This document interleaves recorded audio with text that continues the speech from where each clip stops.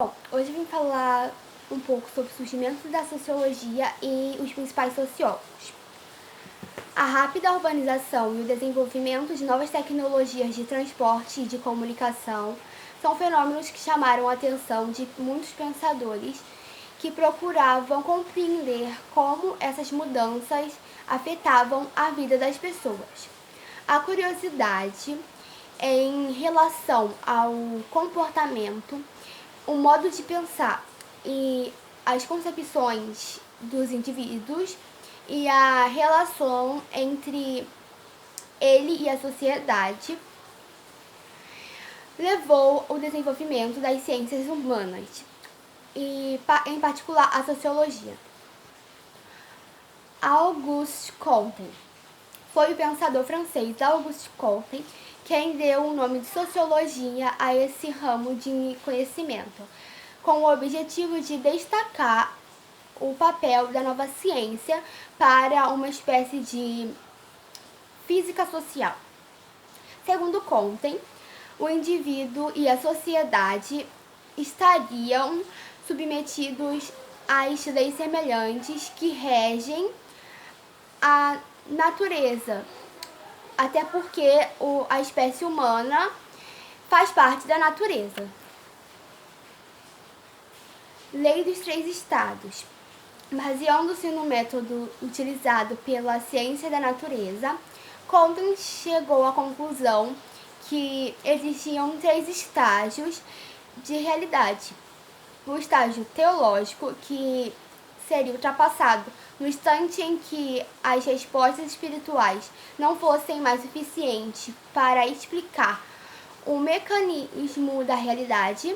O estágio metafísico, no qual o homem abandona as explicações de cunho religioso e busca na natureza e em si próprio as respostas para a compreensão da realidade material.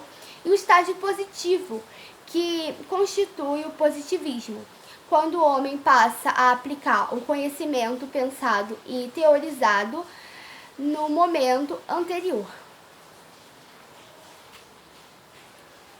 Émile Durkheim.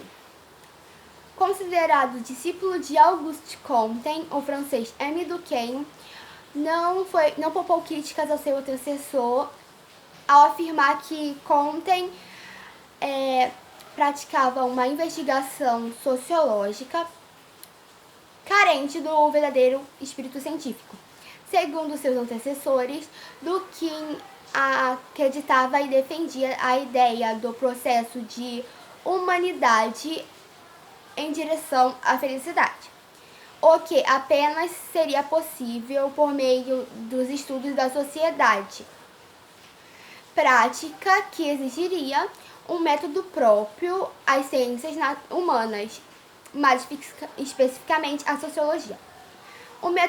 A metodologia desenvolvida por Durkheim foi apresentada em um dos seus livros mais importantes, As Regras do Método Sociológico. Segundo ele, era necessário ao sociólogo livrar-se de todo e qualquer tipo de promoção e paixão ao analisar o acontecimento. E a partir desse momento, ele poderia focar seus estudos nos fatos sociais, que é o principal objetivo do estudo da sociologia. Marx e Engels. Embora a sociologia tenha nascido e se consolidado na França, foram dois alemães que abriram novos horizontes para esse campo de conhecimento, Marx e Engels. Eles desenvolveram uma teoria crítica que procurava explicar como o sistema capitalista favorecia a classe dominante, a burguesia, por meio da exploração da mão de obra do proletariado urbano. E eles também tinham o objetivo de possibilitar a sobrevivência de todos os seus membros por meio da produção dos bens necessários para o consumo, o que exige a organização coletiva do trabalho. Marx e Engels procuraram desenvolver um método de estudo que permitisse compreender os mecanismos de fundamentos da sociedade capitalista, denominado materialismo histórico. Materialismo histórico. Max Weber. O alemão Max Weber também se interessou pelo desenvolvimento do sistema e da sociedade capitalista. Ainda que, nesta época, dos seus estudos e observações fosse distinta da sociedade capitalista. Weber acreditava que as estruturas que configuram a sociedade funcionavam como um resultado da interação social entre o indivíduo, elemento que originou a forma da estrutura social.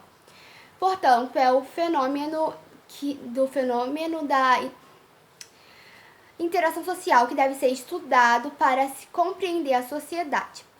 Weber considera importante, na verdade, impossível, dissociar o cientista dos valores que o formam, pois tais valores o auxiliam na escolha do fenômeno social e, se analisado, o que exige em ética absoluta, em que o cientista se compromete em expor a verdade.